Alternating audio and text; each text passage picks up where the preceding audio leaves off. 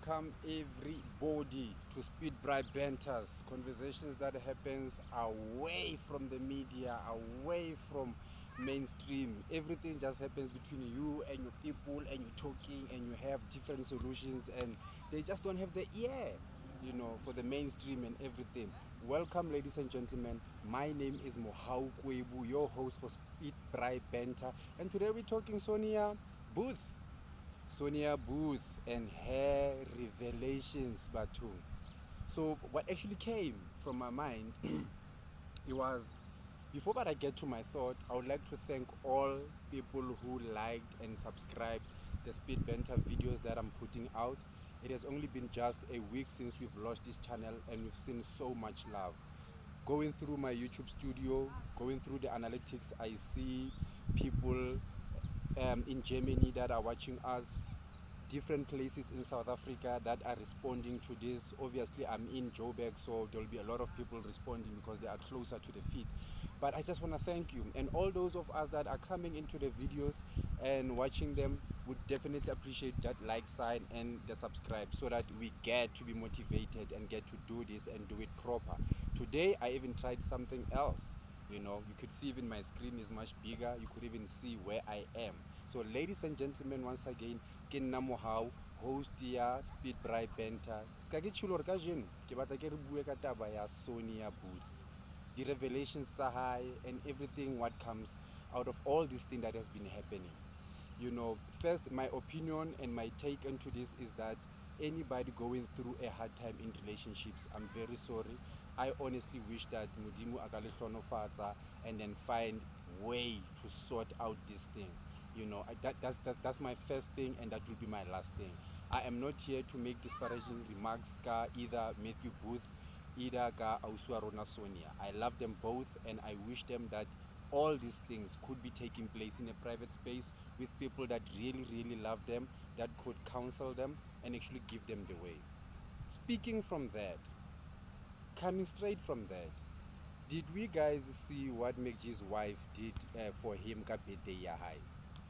She literally brought in strippers as the man was busy shooting an episode ya Sizwe Dlomo. I felt it was out of this world. I felt it was quite 2022. I felt it was relevant. I felt like it was the healing most relationships need. There is only one or two things that are the major tribulation in a man's life.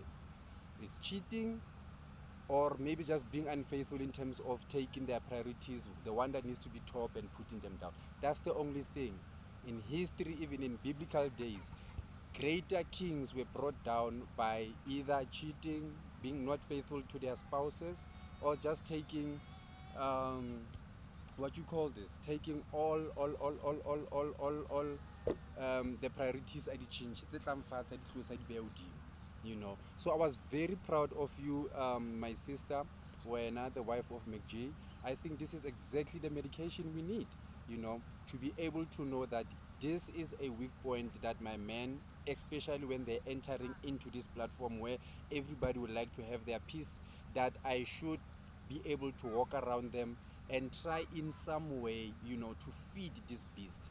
Do I encourage cheating? No. I am a person who does not encourage cheating, and I don't want anybody else to be cheated on or be cheating. But when your partner understands that you are now a public figure, where you're going to be offered things, where your principles are going to fail to sustain you, that's what fame is. It's a position where your principles will fail to sustain you. Then you need to have a partner that will be strong enough to protect you. Today, it is actually Thursday. On Wednesday, if I'm not correct, I was listening to Ausma Paseka Mukule's show, and she was talking about the importance of protecting your partner. I felt it was a very mature conversation. I felt like it has been years and decades and centuries where relationships and marriages were just, abandoned because one partner just decided to go out and cheat. Why don't you have a situation where if that situation had happened, people get to sit down and get to understand the root of all these things. Is it because we're not having sex? If we're having sex, what is it about? Is it because there's now lack of interest in the relationship? We have drifted apart. All those things can be discussed in a very mature way. Do we need to go and reinvigorate our sexual appetite again? Can we include other people into this? So these are conversations that we are afraid to have, conversations that we find ourselves losing on marriages that we invested years and years for, just because someone decided to go there. And half of the people, especially men who cheat, and then you ask them after that, would you leave your wife for this person? They'll tell you right straight, I'm not leaving my wife for this. I was just here for whatever is it that I did, but I'm done. I'm here at home and this is what I'm working for. So that's why I feel that, especially for our brothers and sisters who are in the mainstream industry, just public figures, your relationship, guys, needs to be treated like a business. We need to understand, when this happens, when this inevitable thing that will happen happens, what is it that we're going to do? And when that thing maybe doesn't seem to be happening and we're lying to each other, what is it that we also need to do? So from Sonia's Booth story, I found inspiration to encourage all of you benters out there to say, Bafetu, let's start to have real conversations with our partners, telling them what is it that we want, what is it that we don't want. And I know it's not easy, especially if you didn't start with that type of culture in your relationship, but it was a beautiful thing that I saw what MacG's wife did for him during that interview. It was beautiful for someone understanding that MacG, wherever he goes, as short as he is, they want that thing of his left, right and center. And then she decided to say, you know what, I'm not going to give anybody out there the power to come and, destroy my castle. So I'll give this nigga anything that he thinks that he wants, and he'll come back and realize that I'm the one that he needs.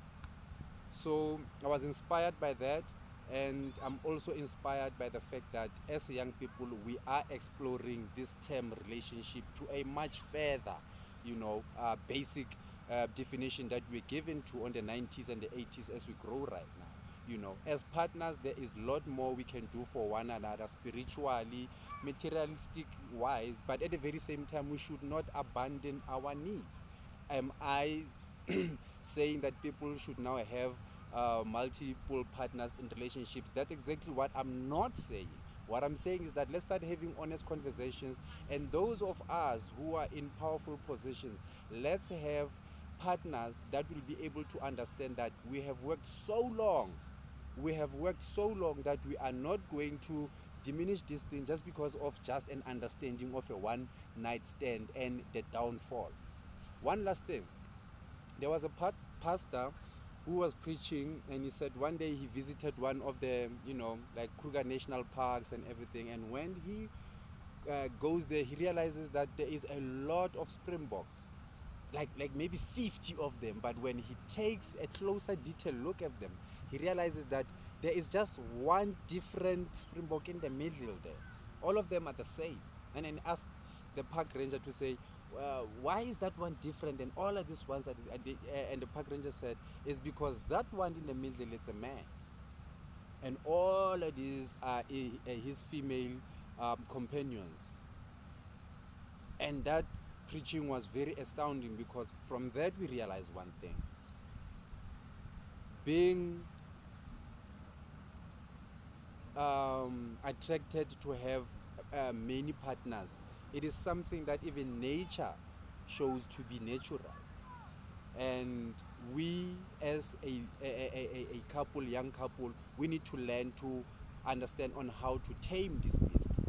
I can also go as far as saying finding a man who's going to be faithful to you is some man who is willing to do something that is unnatural to them. But when they are doing it, please make sure that you give them the props that they deserve. So what do I mean with that? Is cheating natural? No. I mean meeting with different partners according to the story and the picture that I've just shown you right now of the pastor who was preaching. So all I'm saying is that being faithful, it's a huge full-time job. Whenever you found a man that is doing it, big them up and support them. And whenever you found a man that has faltered and went down and maybe disappointed you, this is an opportunity to bring the king home. Show him love, respect, and guide him. If there is still no understanding between the king and you, what does the Bible say? It says you call the family, you call a witness, and if that fails, you still take it up to the last level, and then it's not wrong for us to go our separate ways if we don't understand each other. But if you kill my back, what's going to happen to our kids? So that's the story probably that I wanted to share with you, Benters. But also requesting you to press that like if you understand and feel the wave that I'm in, and the subscribe to be in the same channel with you. So I'm just thankful so that I can share this with you, so that I can just inspire, because what we do in this channel, yes, I am. It's just asking me that I'm doing a story. Yes, this is a story, young man.